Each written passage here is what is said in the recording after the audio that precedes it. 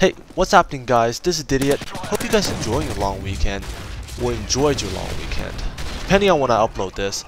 But you know, I kind of figured that I'm not really good at making commentaries. You know, maybe eventually I'll get better at it. But for now, since I'm kind of like a gaming nerd and I like to read upon gaming news, so I decided to, from now on, what my main channel is going to focus on is making videos that brings you guys news in our gaming world right now.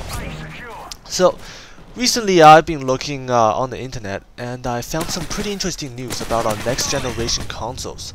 You know, so starting off with the Xbox, I read up upon back in March 2011 over at Microsoft there was job openings available for people to develop the next Xbox, which is interesting. This means that a next generation console is in the development and we may actually see a next Xbox pretty soon.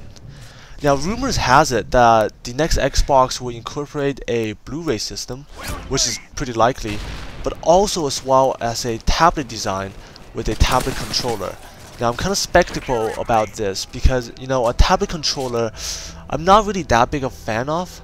You know, if you think about it, playing Call of Duty using a tablet controller might not work very well, but you know, maybe other games can benefit from using a tablet controller. Now a source from Microsoft has stated that the next Xbox will be beyond just a gaming platform, which I feel like Microsoft is trying to satisfy a wider variety of audience by trying to go into the market of home theater. Now I don't know if this is a good idea or not.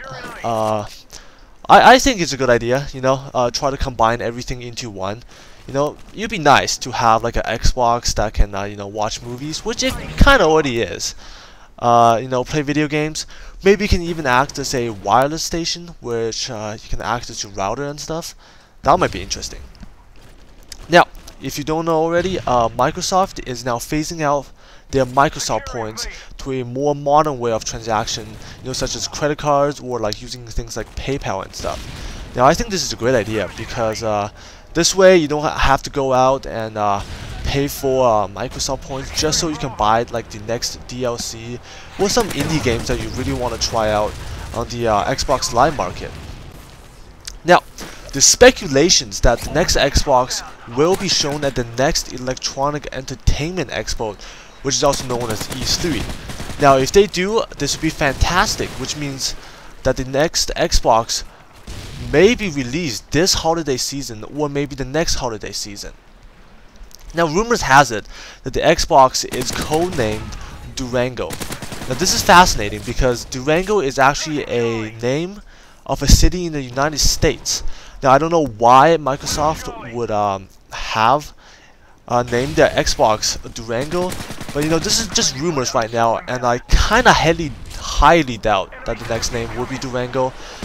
And I kind of highly doubt Xbox 720 is also the next name because, you know, if you think about it, Xbox 720 does kind of sound really stupid.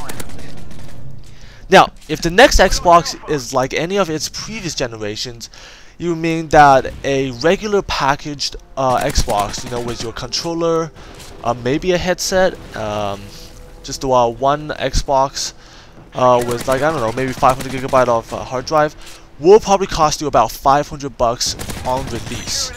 Now this can range between, you know, $400 to $600 depending on which type of package you can get.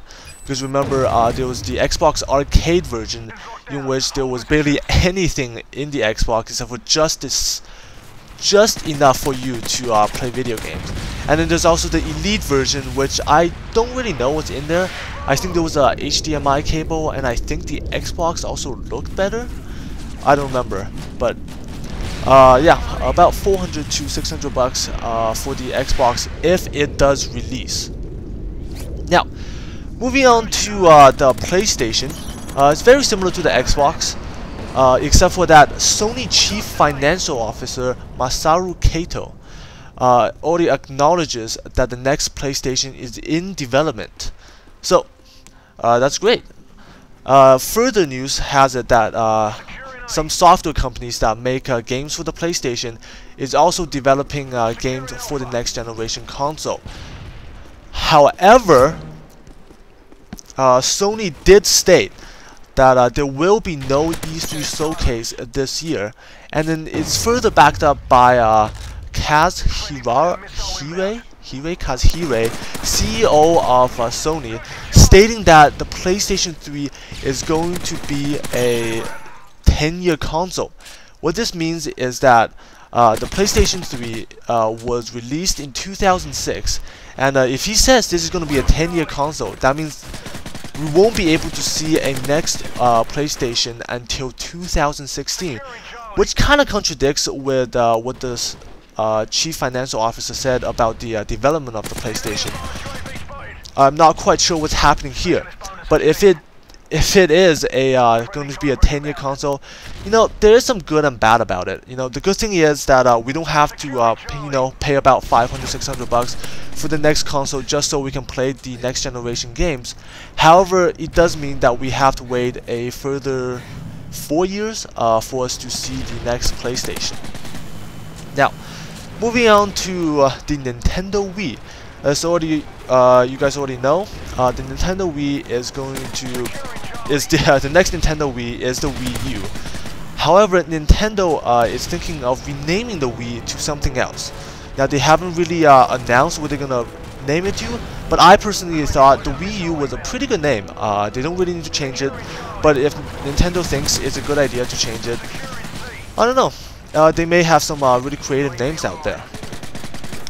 Furthermore, the next Wii U will implement a Nintendo network similar to that of the PlayStation Network as well as the Xbox Live Market.